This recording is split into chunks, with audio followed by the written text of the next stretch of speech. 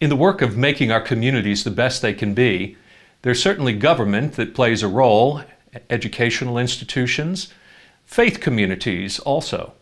But the work of nonprofits, especially faith-based nonprofits, is a unique role. Ruth Fitzgibbons has been at work to help them be all they can be, and you'll hear more from her on Good God coming up. Stay tuned.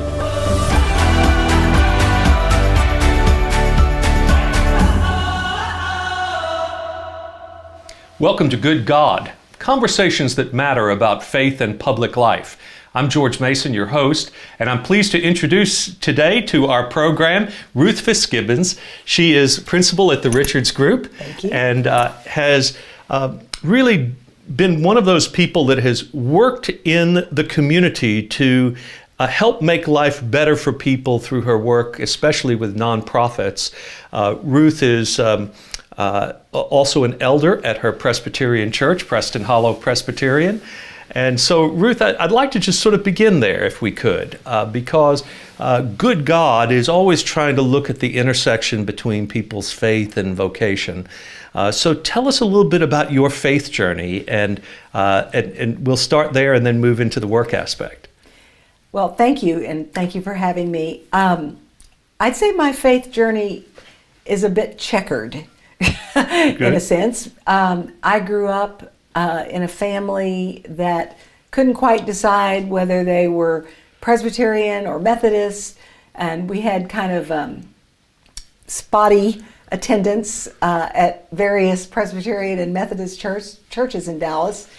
And then in a story that is sort of famous lore in my family, my father, who was a brilliant man and deeply curious about the world, was a voracious reader, had claimed to have read the Bible multiple times, went through a period of great questioning. And the story goes that he asked so many questions to, I won't name names, but a certain pastor at the time of a certain Presbyterian church, that pastor retired because he was so exhausted and maybe started questioning some things himself. Wow. I don't know how much truth there is in that, but at the same time, my father was a very significant and important civic leader in Dallas. He was part of the team that desegregated the luncheon counters. Wow. He was a founder of the Salesmanship Club's camps for troubled youth, president of the Salesmanship Club. When he died at 61 very suddenly. And actually, that year he was president of the Greater Dallas Community Council, which is all about inclusion. And so, can I just say that was kind of confusing? Yes, right. Because, on the one hand, I had certainly had a smattering of Sunday school learning and church attendance, but never really very sustained. And on the other hand, I saw this magnificent man with a heart for all kinds of people that he didn't know. And in fact, people used to show up on our doorsteps seeking his counsel. So he was quite impactful in terms of human need and improving society in Dallas. And then when I got to high school, I had a crush on a boy who went to Preston Hollow Presbyterian Church. Okay. And I joined the church. Yes. On my own. The youth, Well. Also, my best friend was part of the youth house there. So I started going to Preston Hollow Presbyterian Church by myself as a 16-year-old. We call that missionary dating. Yeah, yes, that's right. Yeah. I just wanted to hold hands in church. Yeah, That was all I was hoping. And that really led me to that church, which has been a huge part of my life ever since, even though I left for college, moved to New York and lived there for 11 years. So I was gone for quite a while, but when we moved to Dallas, I moved back to Dallas, we had small children and enrolled them at the preschool and kind of started going to church there, and that was, my older son is 39, so Right. that was a long time ago. Well, and we have churches, yours and mine, Wilshire Baptist, that I like to say that if you actually are in either one of those churches and you close your eyes and didn't know where you were, you might make a mistake, because they feel an awful lot alike, even though the brand name on the outside is different in its tradition. And this is actually true about religion in America generally today. It's not always the middle name of the church that matters as much. You know, whether Presbyterian or Baptist. There are other kinds of divisions among churches, but there's a lot more likeness sometimes among churches of different denominations that have a kind of worldview that is similar, a sense of how to live your faith in the community and in your everyday life. And Preston Hollow Pres and Wilshire Baptist are two very kindred spirit churches, oddly enough, about that. No, I know. And, you know, when it's this faith journey is hard to define, and in my case, it's still going on. In everybody's case, let's be honest, right? Mine too. And I really love, I love the way our longtime pastor, Blair Money, who passed away a couple of weeks ago, was quite significant in my life. And I was thinking, reflecting, in fact, on Sunday after his service, I started reading all of his Caring Bridge entries again. I started at the bottom because I want, and I'm not through, and I want to really take my time with them, because one of the lines in the service, and I know you were there, was he had so many important sermons about how to live your life, how to live out your faith in the world and in the community. But those Caring Bridge posts are sermons in really how to deal with a diagnosis of a serious illness and ultimately how to die. And I sure hope they don't take them down. Well, they are a model for us. I followed them all the way through as well, and I kept marveling at every step. I kept asking myself, would I be able to say those things? And you don't know until you're there, of course. But what was beautiful about them is that the person you knew all those years was the same person you knew when he knew that he was dying. And so the faith that he delivered to others was a faith he lived himself, and that integrity and the dependability of it, the way it was proved out in his dying, is such a witness, isn't it? It is. It really validates everything about who he was and what he believed. Exactly. Yeah. You know, backing up from that, and, you know, you asked kind of about the intersection of faith and then what I do for a living. And there are a lot of places we can go with that. But one of the things, just while we're on the topic of Blair Money, one of the things that I'll never forget, so one of the things that we do in our discipline and team at the Richards Group is connect our clients and with the news media. And we help them, as you know, through those situations, which can be tricky and are always stress-inducing for all parties. And Blair was going to be leading the Presbyterian General Assembly, Presbyterian USA General Assembly, in its final vote on the inclusion of LGBTQs. Exactly. And so I went over to the church, you know, a couple of weeks or several weeks before he was traveling to do this, and we role played, and again, he did a fantastic job by all accounts of kind of making all sides feel that at least the process was survivable. But he also did a fabulous job representing the General Assembly in the media. Well, and that was spoken about in his service too. And I think so. What we're talking about here is that every Christian denomination in America, every religion in America is dealing with the question of what role LGBTQ folk play in our churches, and whether they are going to be fully included or continue to be marginalized in certain ways that, to be fair, historically has been true, and has been true based upon written texts and traditions of our churches. But your church and my church have both gone through the process that led us beautifully, I think, in both cases, to say that we're not going to put modifiers before somebody else's Christian faith, that everybody is welcome in our church.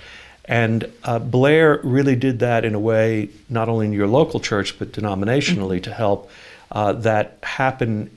And of course, Presbyterians are famous for doing things decently and in order, after all. Absolutely. Ruth, very civilly. Yes. That is not the history of Baptists. No. Harry Truman once said, I am not a member of any organized religion, I am a Baptist. And so, unfortunately, in our case, it was a bit more contentious, and I was not nearly as deft, I'm sure, as Blair would have been. But I dare him to have done it as a Baptist. I can't even imagine. But what I'm saying is, this is an indicator of the kind of faith tradition that each of us favors. Is not so much whether it's Presbyterian or Baptist. It's a worldview. It's a way we live out our faith, and our churches do that in similar fashion.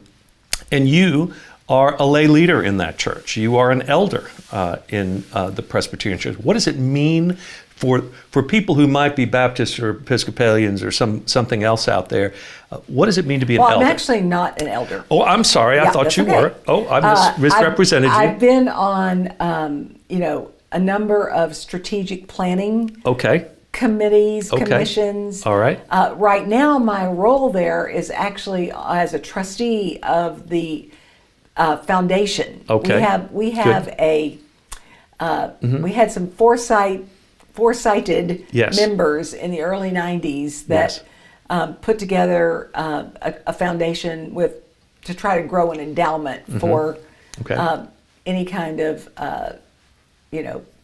time that the church might need some extra help there. And so that's really my role right now. Okay, all right. But, I hope I'm considered a lay leader. Yes. In that I have helped on a number of occasions with, again, the tools and the toolbox of my trade. Right. We've done focus groups. We've just rewritten a vision statement. Right. And, language matters. And our new pastor, Matthew Ruffner, wanted to bring kind of a fresh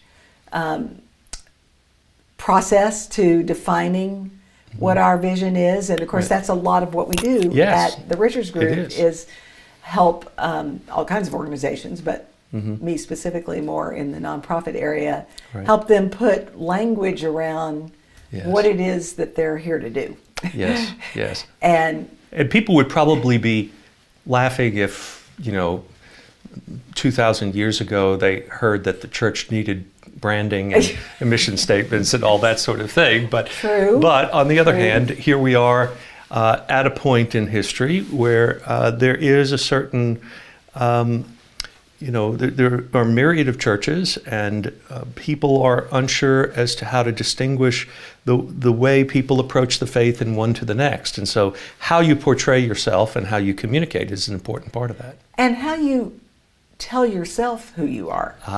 That's true, isn't it? I honestly think right now, and this new vision statement is very fresh, and I'm sitting here hoping I can remember it. I'm not sure I can come up with the exact words, but the second part of it is an acting as if we all belong to God. And I'm sorry, it's we all belong to God and we all belong to each other is the essence of it. Right. And Matthew has been preaching a whole series of sermons since right after Labor Day on what each piece of that Okay, good. means. Good. But when you get to the part about if we all belong to God and we all belong to each other, that I think takes us into the territory that my work has Yes. been active in, which Great. is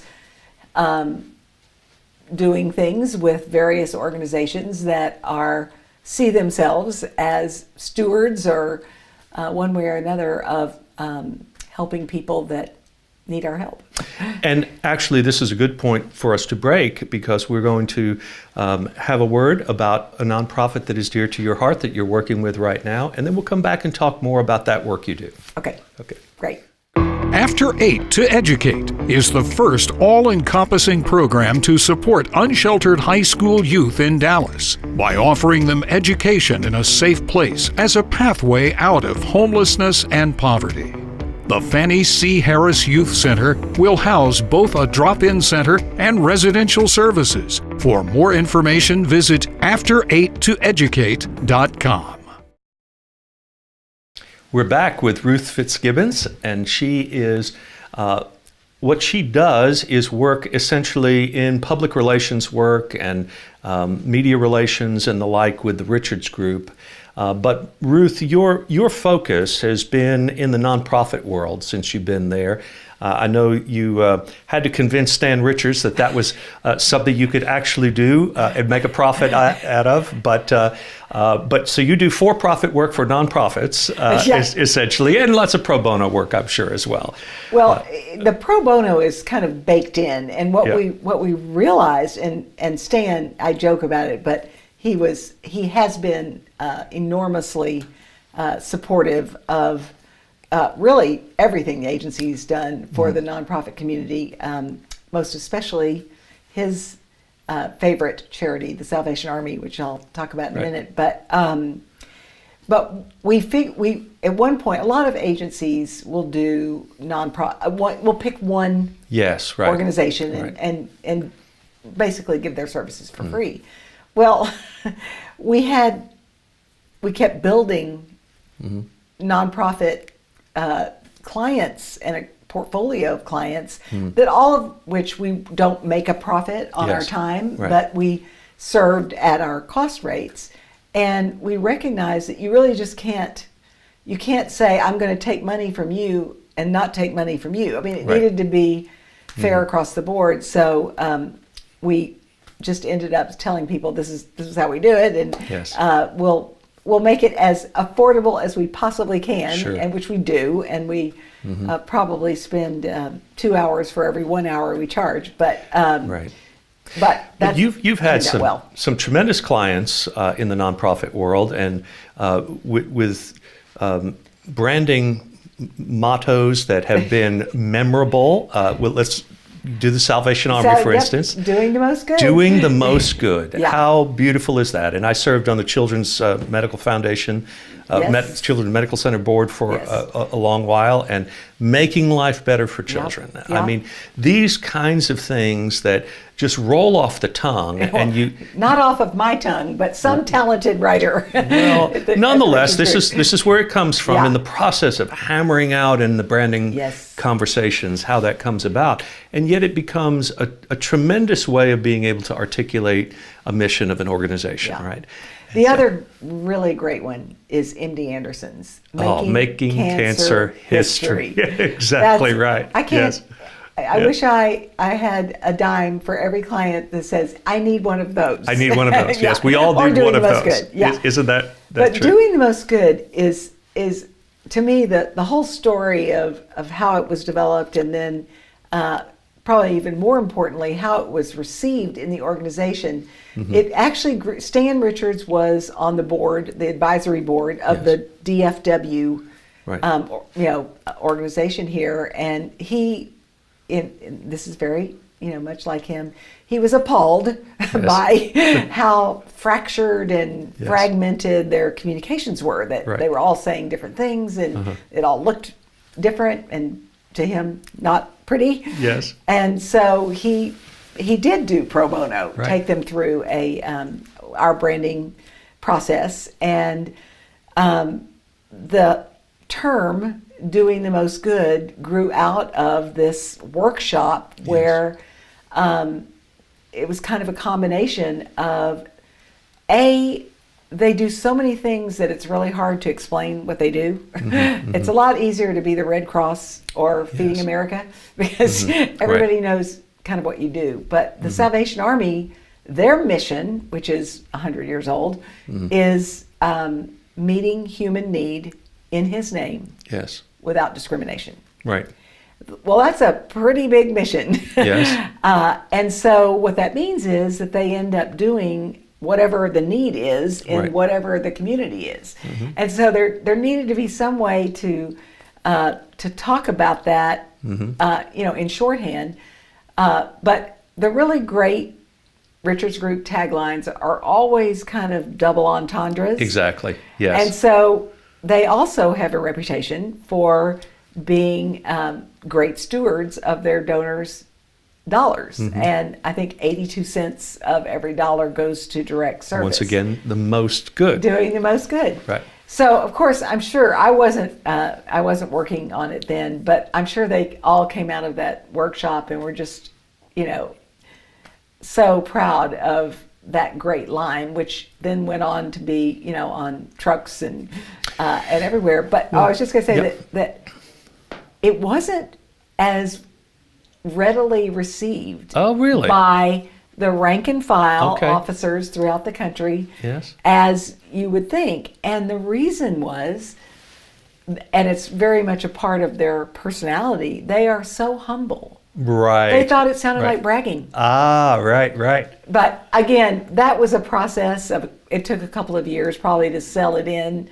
Today everyone loves it. And in fact, you can call an officer in San Diego and get a voicemail message that says, I can't come to the phone right now, I'm doing the most good. So I think it's been completely adopted now, but at first people weren't sure whether they should say that. Well, I think I should say too that I know enough about you and what you do with these organizations that it's not just a front end sort of branding process, but say Salvation Army is a case in point. When our mutual friend Jay Pritchard was working for you and was working with Salvation Army on that without discrimination part, they needed a lot of help to be able to communicate that a traditional conservative Christian organization that was fully serving the interests of LGBT persons who were in need was not discriminating in their own hiring practices and those sorts of things, and how that would be managed. They weren't able to do it well themselves, and that's also where you came in to help them find their way through that. We have worked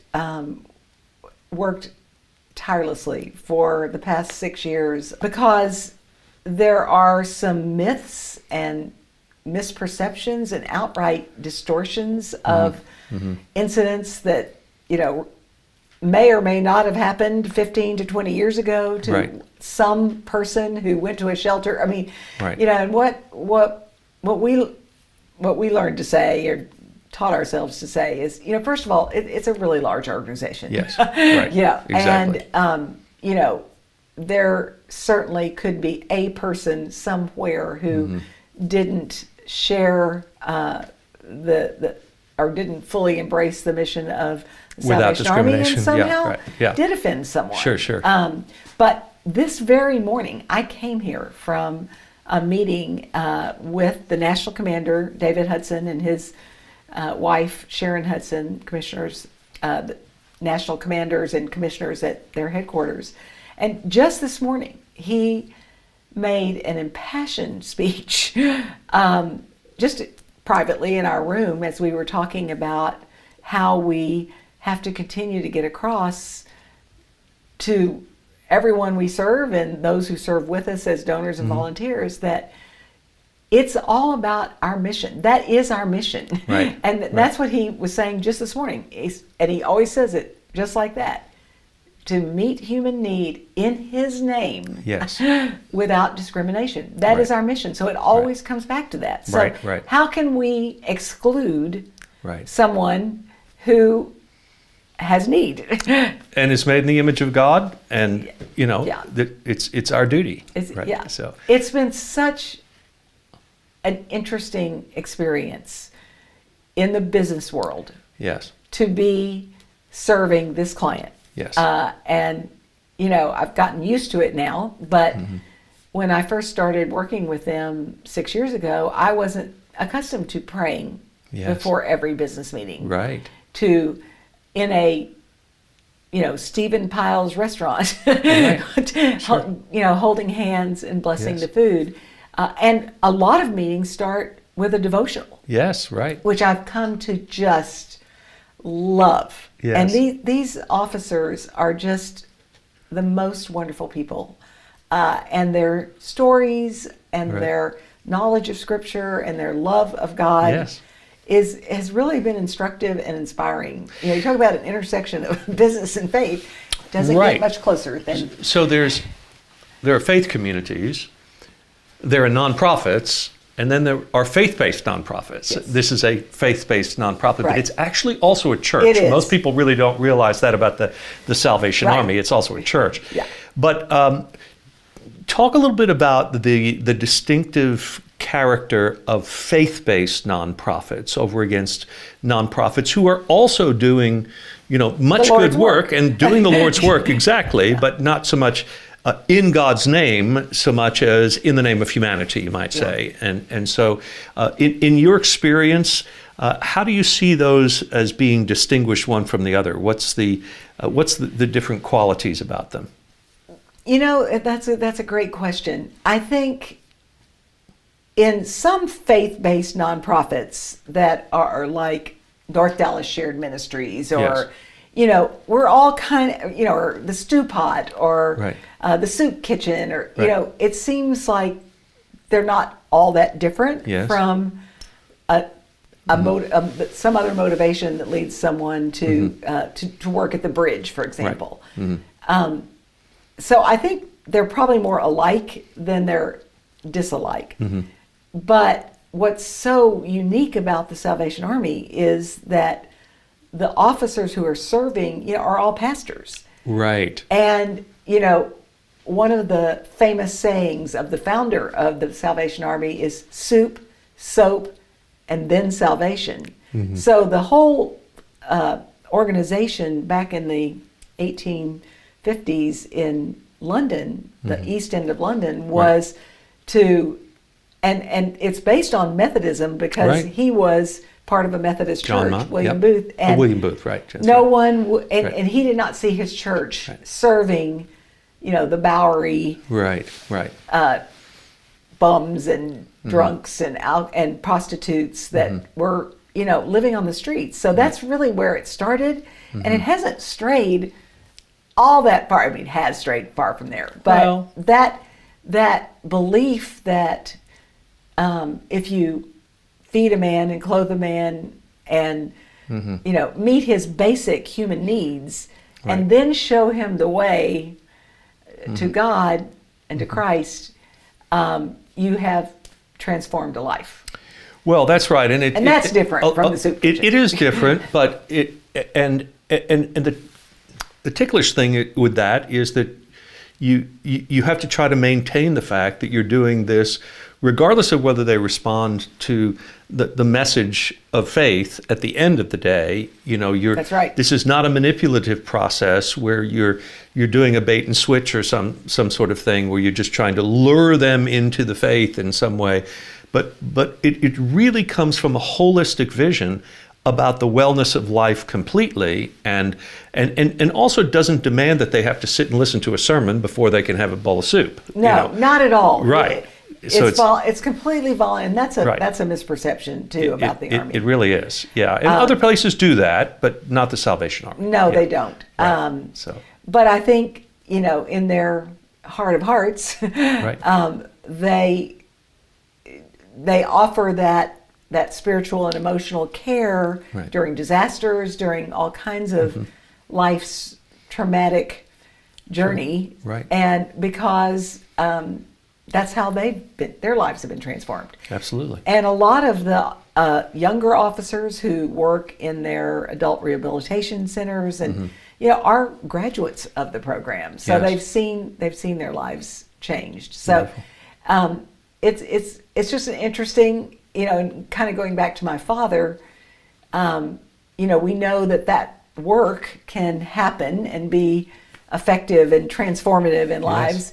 Maybe without that as the avowed grounding. Exactly. Yes. But I think there's definitely a place in society, especially given the inability of government to solve a lot of problems, and there are a lot of different perspectives on what the government should be doing.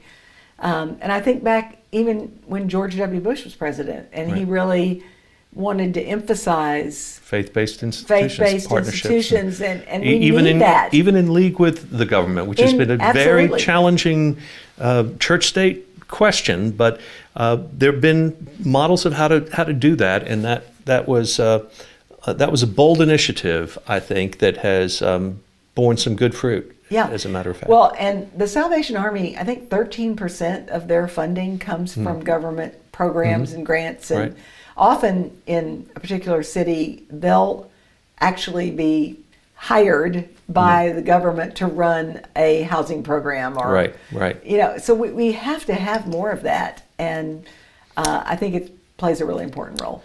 Well, your daddy's daughter has carried forward with that mission and brought some faith ingredient to it as well. Yeah. Thank you for how you've made life better for Dallas, as a matter of fact, you. Ruth. We're so glad to have you on Good God. Thank you. It was wonderful to be here. Terrific. Thank you. Okay.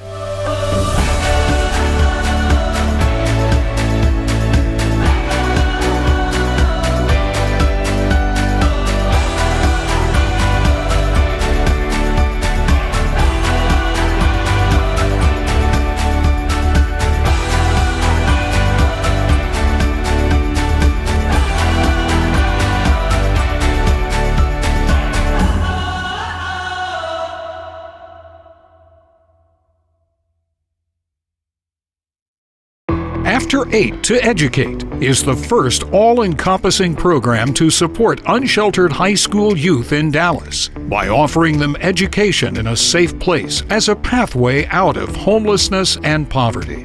The Fannie C. Harris Youth Center will house both a drop-in center and residential services. For more information, visit after8toeducate.com.